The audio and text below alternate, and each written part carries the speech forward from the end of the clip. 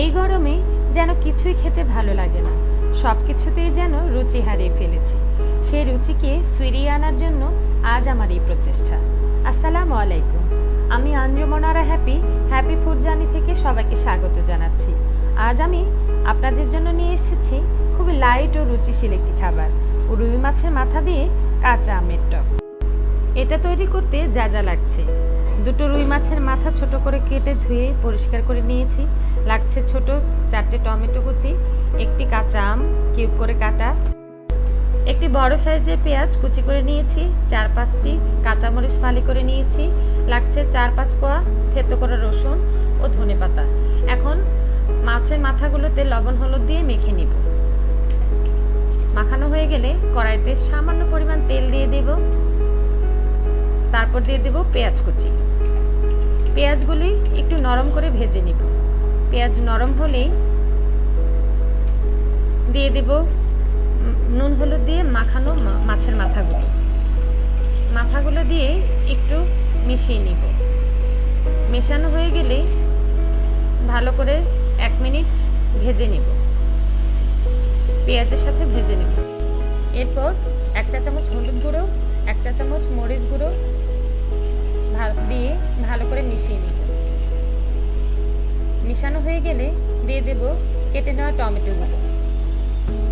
টমেটোগুলো দিয়েই ভালো করে কষিয়ে নিব।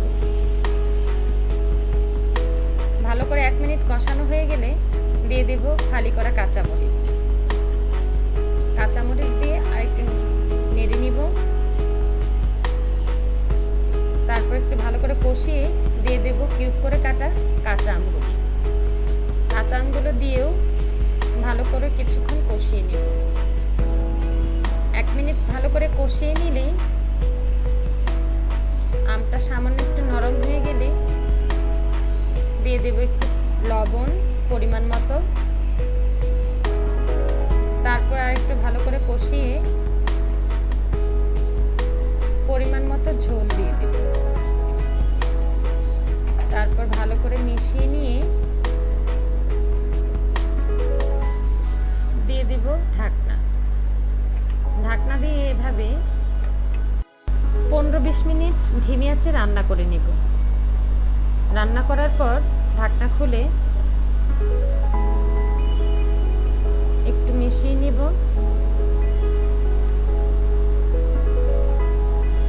মেশানো হয়ে গেলে দিয়ে দেব থেতো করা সেই রসুন দিয়ে আরো 2 মিনিট রান্না করে নেব। 2 মিনিট রান্না করার পর তারপর দিয়ে দেব ধনেপাতা কুচি দিয়ে মিশিয়ে নিলেই হয়ে যাবে আমার আমের টক। এখন সার্ভ করে নেব। এই রেসিপিটি আপনারা বাসায় সকলে ট্রাই করবেন। আমি গ্যারান্টি দিয়ে বলছি, এটা দিয়ে 1 প্লেট ভাত অন্তত তৃপ্তি সহকারে খেতে পারবেন। আশা করছি আমার এই রেসিপিটি আপনাদের সকলের ভালো লাগবে। আর যদি ভালো লেগে থাকে তাহলে আমাকে লাইক ও কমেন্ট করে জানাবেন এবং সাবস্ক্রাইব করে আমার পাশে থাকবেন। আজকের মতো এখানেই বিদায় নিচ্ছি। আল্লাহ হাফেজ।